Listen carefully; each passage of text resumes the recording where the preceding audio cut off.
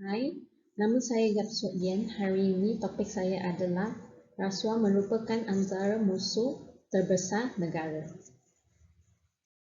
Pendahuluan. Dalam meniti kehidupan pada mencapada, kekayaan harta benda semakin menjadi kegilaan manusia sehinggakan sanggup menerima rasuah sebagai pemudah cara dalam mencapai impian mereka.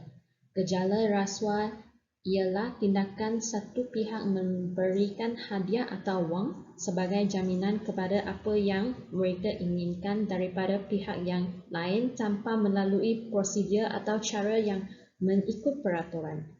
Duit kopi, simpulan bahasa yang membawa maksud wang sogokan atau memberikan wang secara tidak rasmi kepada seseorang sebagai imbuhan. Oleh itu, duit kopi memberi kesan-kesan negatif kepada negara. Isi kandungan 1. Rasuah mampu meluburkan fungsi perjalanan sesuatu organisasi kerana timbul unsur penipuan dalam urusan. Sebagai contoh, pengawal kastam yang bertugas di persembaran negara menerima wang sogokan untuk melepaskan selutupan rokok murah. Situasi ini berlaku kerana mereka inginkan imbuhan yang lebih dan kerana gaji yang rendah serta mereka juga pembeli rokok murah. Maka kita boleh lihat bahawa organisasi yang sepatutnya menghalang selutupan rokok ini telah merugikan negara sebenarnya kerana ia terlepas dari terkena cukai yang menjadi sumber pendapatan negara. Bak kata peribahasa Melayu, harapkan pagar yang memakan padi, di mana seseorang yang kita berikan amanah telah mengkhianati tanggungjawabnya dalam melaksanakan amanah tersebut. Berita ini menyata semua 12 pengawal kastam yang ditahan untuk siasatan menerima rasuah daripada sindiket menyelutup rokok dan arak di zon bebas cukai Pelabuhan Klang kemarin mempunyai 4 juta ringgit Malaysia dalam akaun bank.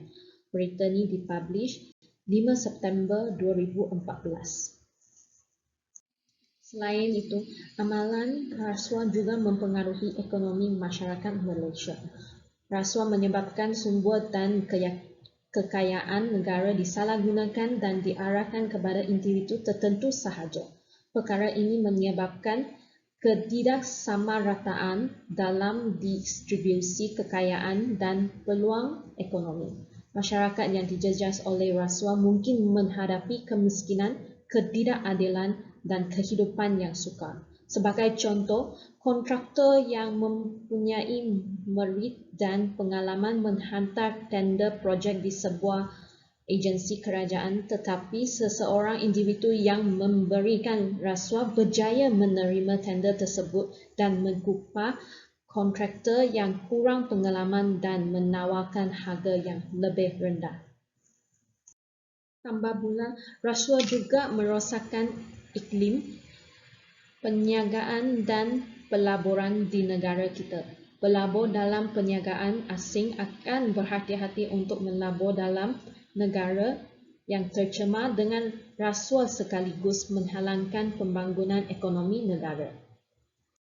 Selain itu, rasuah juga menghalang pembangunan negara secara keseluruhan. Sumber yang sepatutnya digunakan untuk pembangunan infrastruktur, pendidikan, kesihatan dan kebajikan rakyat disalurkan kepada individu yang tamak dan korup. Budaya ini menghambat kemajuan negara dan merugikan rakyat yang memerlukan panduan dan perkhidmatan. Sama seperti contoh di atas, peruntukan yang sepatutnya digunakan untuk manfaat rakyat diselewang untuk kekayaan diri sendiri dan kronik-kronik yang menyokong mereka. Maka penting untuk kita melatih dan memilih pemimpin yang berintegriti tinggi dan tidak tunduk pada pemberian rasuah yang merugikan masyarakat kita. Negara yang terjejas oleh rasuah akan menghadapi ketidakstabilan sosial dan kurangnya keyakinan dari komuniti antarabangsa untuk melabur dan hubungan diplomatik yang amat penting ketika ini.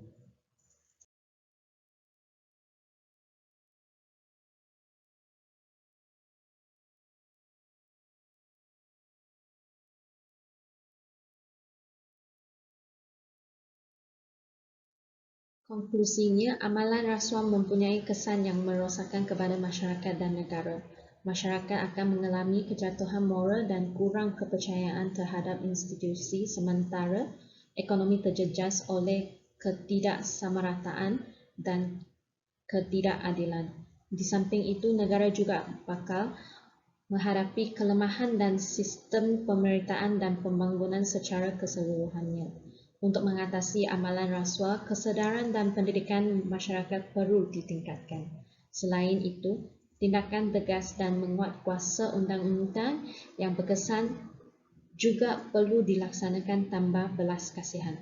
Dengan langkah-langkah ini, kita boleh membangunkan sebuah masyarakat dan negara yang bersih, adil, dan berdaya saing. Semoga pepatah gajah berjuang sama gajah, pelantuk mati di tengah-tengah dapat kita elakkan demi kemaslahatan generasi kini dan masa depan. Sekian, terima kasih.